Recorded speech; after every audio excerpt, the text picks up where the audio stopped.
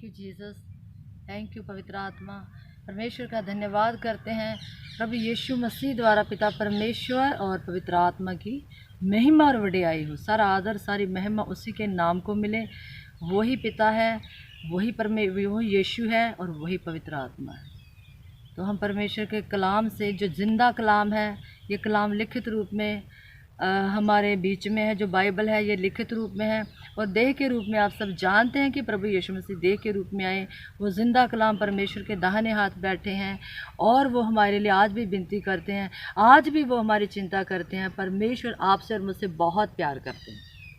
Sister जी, मैं आज आपसे एक क्वेश्चन करना चाहती हूँ और पूछना चाहती हूँ कि आप हमें पाप के बारे में बताएं और बताएं कि पाप की परिभाषा क्या है।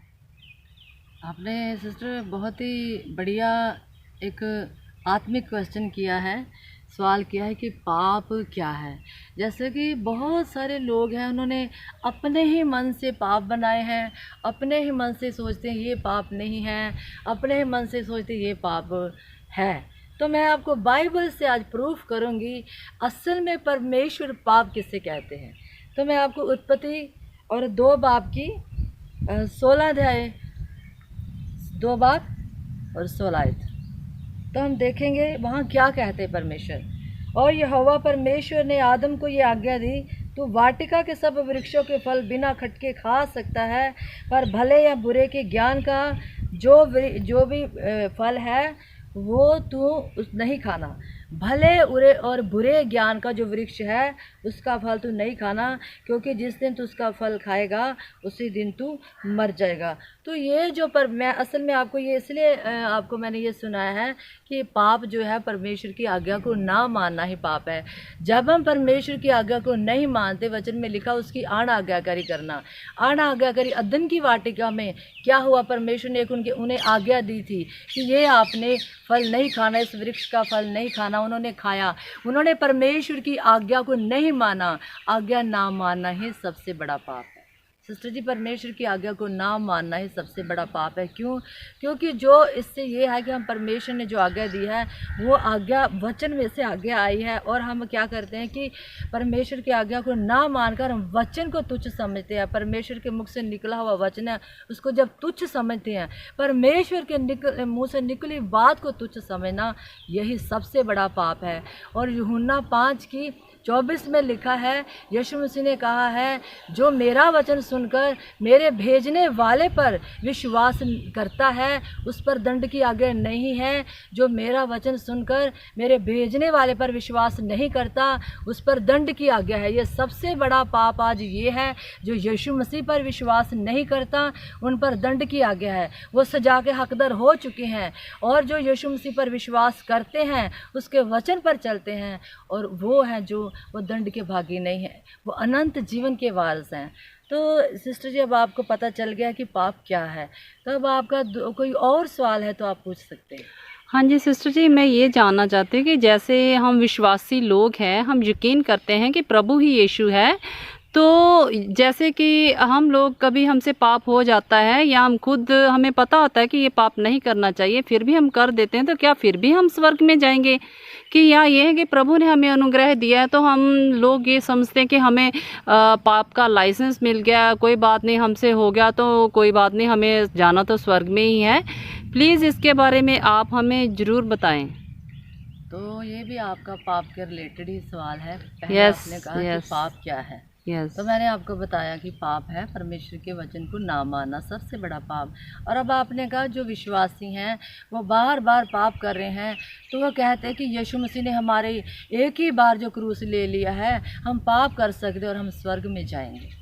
तो इसके बारे में मैं आपको बाइबल से ही प्रूफ करूंगी, क्योंकि बाइबल में से जो बात लिखी है, बाइबल जो है वे सच्चा कलाम है। कोई भी हम बाहर की बात नहीं आपको बताएंगे, बाइबल से प्रूफ करूंगी कि जो विश्वासी है पाप उनको करना है या नहीं करना है। और जो बार बार पाप करता है, परमेश्वर का वचन में लिखा उसका क्रोध उसके ऊपर आता है और क्रोध में सजा होती है।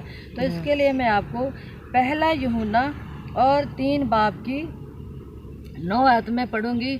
जो कोई परमेश्वर से जन्मा है वह पाप नहीं करता। जो कोई परमेश्वर से जन्मा है, जो कोई परमेश्वर से पैदा हुआ है, पहले हम माँ बाप से के द्वारा पैदा हुए, लेकिन जिन्होंने यीशु मसीह पर विश्वास किया उनको जब पवित्र आत्मा मिलता है तो वो परमेश्वर से पैदा हुए हैं। तो यहाँ लिखा जो कोई परमेश्वर से जन्मा है वे पाप नहीं करता, क्योंकि उसका बीज उसमें बना रहता है। बीज कौन है? बीज प्रभु यीशु मसीह है। यीशु मसीह हमारा वचन जो पिता के मुख से निकला, वो वचन देहधारी हुआ और वो वचन हमारे हृदय में आकर वास करता है, उसे हम बीज कहते हैं। और यहाँ लिखा जो कोई परमेश्वर से पैदा हुआ है, जिन्होंने विश्वास किया है, वो पाप नहीं करता। तो सिस्टर जी यहाँ पर लिखा पाप नहीं करता, ये नहीं लिखा कि वो पाप कर सकता है। बाइबल प्रूफ करती है, बताती है जिन्होंने विश्वास किया है, पवित्र आत्मा पाया है, उन्होंने अनंत जीवन पाया है और वो पाप नहीं करता, क्योंकि उसमें उसका बीज बना रहता है। लिखा वो पाप कर ही नहीं सकता। जो परमेश्वर से जन्मा है वो पाप नहीं कर सकता। क्यों भी पाप नहीं कर सकता? क्योंकि वो परमेश्वर से जन्मा है और उसका बीज उसमें, जब यीशु मसीह हमारे अंदर है, हमारी सोच में पाप नहीं आ सकता, क्योंकि हमारे थॉट्स जो हैं वो वचन, हमारे मन में वचन वास करेगा। वो इंसान कभी भी पाप के बारे में नहीं सोच सकता। और 10 आयत में पढ़ूंगी, इसी से परमेश्वर की संतान और शैतान की संतान जाने जाते हैं। जो कोई धर्म के काम नहीं करता वह परमेश्वर से नहीं, और ना वह जो अपने भाई से प्रेम नहीं रखता। इसका मतलब है इसी से परमेश्वर की संतान है। शैतान की संतान जो है, अगर विश्वासी पाप कर रहा है तो आज भी वो शैतान की संतान है, उसमें शैतान का बीज है। अगर विश्वासी पाप कर रहा है बार बार, तो वो ये ना सोचे कि परमेश्वर जो है उसे आशीष देगा, बरकत देगा, क्योंकि वो परमेश्वर के अनुग्रह का अपमान कर रहा है जो बार बार पाप कर रहा है। क्योंकि वचन के हिसाब से इसी से परमेश्वर की संतान और शैतान की संतान जाने जाते हैं। उसकी पहचान ये है कि जो परमेश्वर से पैदा हुआ है उसका बीज वो वचन के अनुसार कार्य करेगा, वो वचन के अनुसार चलेगा और वो कभी भी पाप नहीं कर सकता। जो कोई धर्म के काम नहीं करता, जो कोई धर्म के काम नहीं करता या परमेश्वर से नहीं। धर्म का मतलब ये है कि जो भी इंसान यीशु मसीह पर विश्वास करता है वो कभी भी पाप नहीं करेगा। क्यों? क्योंकि यीशु का प्रेम उसके अंदर है। और पाप क्या है? पाप शैतान है। असली पाप हम किसे कहते हैं? शैतान को कहते हैं। वो कैसे शैतान की अभिलाषाओं को पूरा कर सकता है?